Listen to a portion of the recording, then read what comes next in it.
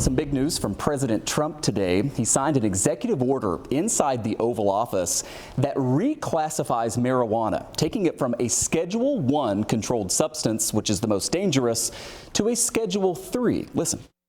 For decades, this action has been requested by American patients suffering from extreme pain, incurable diseases, aggressive cancers, seizure disorders, neurological problems, and more. Hopefully this reclassification, which, by the way, polls at 82%, will help many of those patients live a far better life. I want to emphasize that the order I am about to sign is not the legalization, or it doesn't legalize marijuana in any way, shape, or form.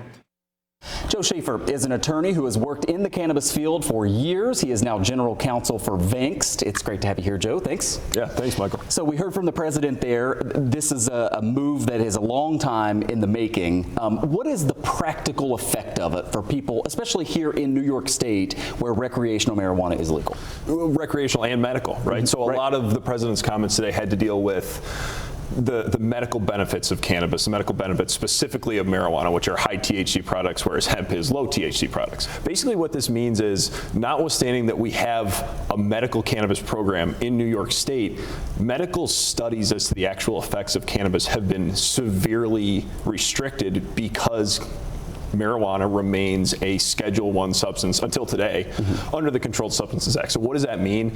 A Schedule I substance means high potential for abuse with no medical benefit. And that was set in the 70s by Richard Nixon. And here we are. My math isn't great. All these years later.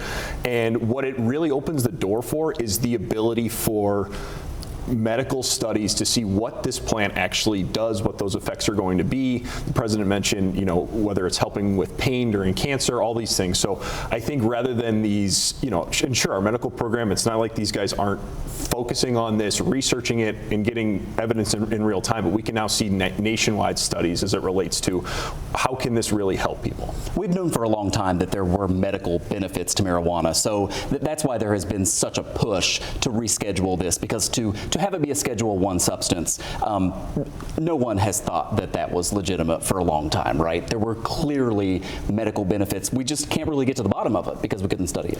It's exactly right. And I don't have my numbers exactly right, but I think it was, I think it's at least 40 states in the U.S. that have some form of legal cannabis, whether that's medical, adult use, et cetera. And then you also have in the states that there is no legal medical adult use, you have the hemp industry. So you have CBD products, Delta 9 products, Delta 10 products, Delta 8 products.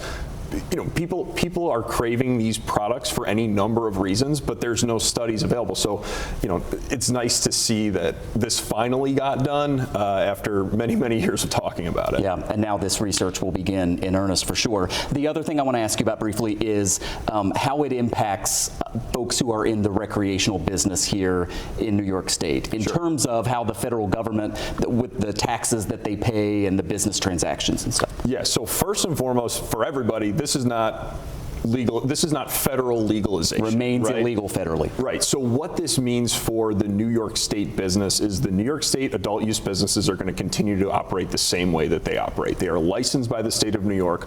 All of their product has to be grown in New York, processed in New York, and sold in New York. Can't cross state lines with it.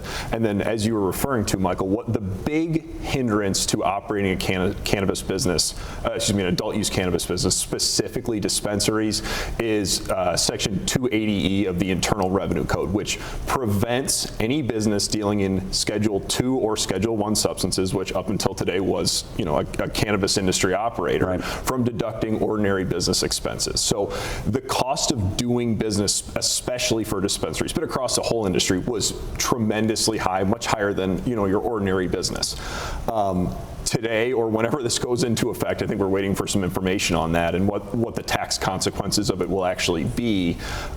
It's going to be a lot less expensive for adult use and medical industry operators to actually operate their business, which hopefully gives them some breathing room, which then, you can go down that rabbit hole of, does that allow for more innovation in the market? Does it allow for businesses that are otherwise going out of business to be more creative or stay in business for a little bit longer? Yeah, big changes today. Marijuana, again, rescheduled from a 1 to a 3. Joe Schafer, attorney. Thanks so much for coming in. Good to see you. Thanks.